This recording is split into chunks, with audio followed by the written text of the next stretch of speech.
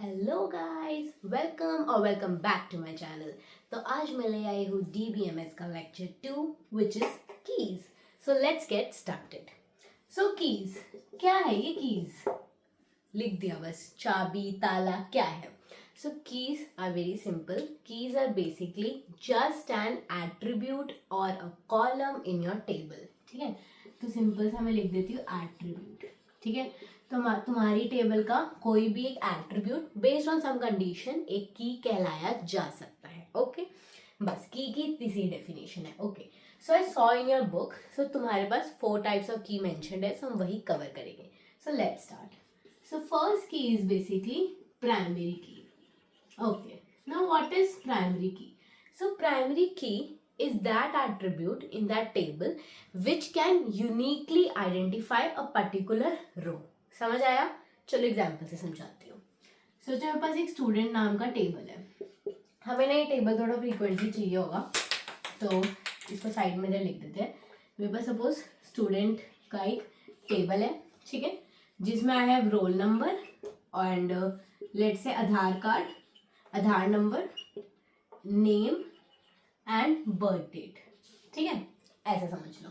So primary की क्या है? प्राइमरी की बेसिकली होती है, मैंने कहा जो यूनिकली आइडेंटिफाई करे. ठीक है, अब एक सोचो कुछ टाइम के लिए Aadhaar number is not in this table, we are having just these 3 columns. So अब क्या हो सकता है? किसी स्टूडेंट का नाम कंप्लीटली सेम हो सकता है उनकी डेट ऑफ बर्थ भी सेम हो, बट उनका रोल नंबर हमेशा अलग होगा.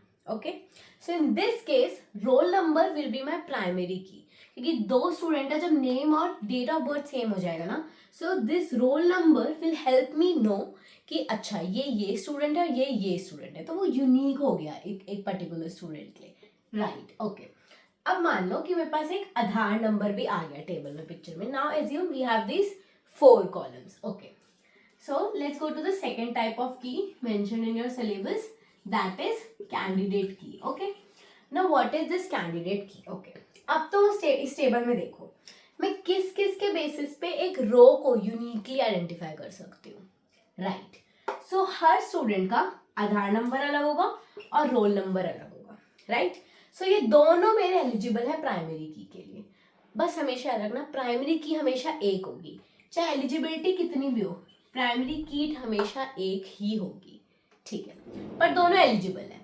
तो कैंडिडेट की वही डेफिनेशन है कि कैंडिडेट की is basically the set of all the eligible keys which could be a primary की. ओके, तो इधर मेरे पास 2 हो गया, एक तो आधार नंबर एंड रोल नंबर, इन दोनों का सेट इज माई प्राइमरी की. Okay, so the third type of की इज ऑल्टरनेट की.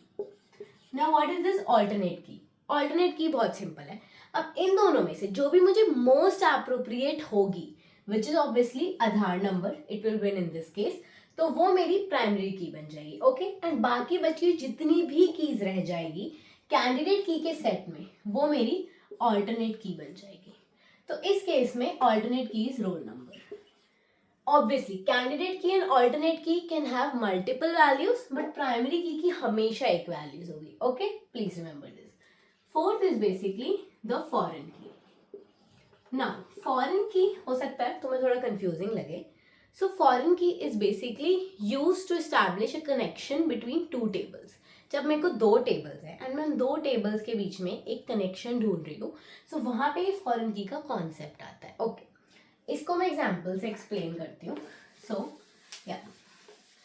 Let's just erase all this and assume I am having 2 tables. Okay, एक मेरे पास स्टूडेंट का टेबल है एंड देन मेरे पास एक कोर्सेज का टेबल है. ठीक है, स्टूडेंट के टेबल में I have the roll number, I have the name and मेरे पास उस स्टूडेंट का एड्रेस है. आप मतलब ऐसा कुछ भी समझ लो. कोर्सेज टेबल में I have the course number, you can say course ID, course name and then roll number. Okay, so see, roll number इस table में भी है and roll number इस table में भी है, right, जो कि same है. So basically इस table में roll number is the foreign key and इस table में roll number is the primary key. So foreign key is basically जो दूसरे table की primary key को refer करती है. ठीक है, so this is just used to maintain that integrity. ठीक है, अगर तुम्हें फॉरेन की इतना समझ नहीं आया है तो हम इसको प्रैक्टिकली डेमोन्स्ट्रेट, जब मैं एसक्यूएल के आगे वीडियोस बनाऊंगी सो हम इसको प्रैक्टिकली पढ़ेंगे. ओके, सो आई होप ये तुम्हें क्लियर हुआ हो. कीज बहुत इजी टॉपिक है और ऐसा क्वेश्चन आ सकता है कि explain the right about any 2 keys और 3 कीज, मे बी 2 और 3 मार्कर. सो आप इसको अच्छे से कर सकते हो, एग्जाम्पल के साथ तुम्हें क्लैरिटी हो गई है. Okay, so I hope this was helpful. If it was, then do subscribe and follow for more. Thank you guys.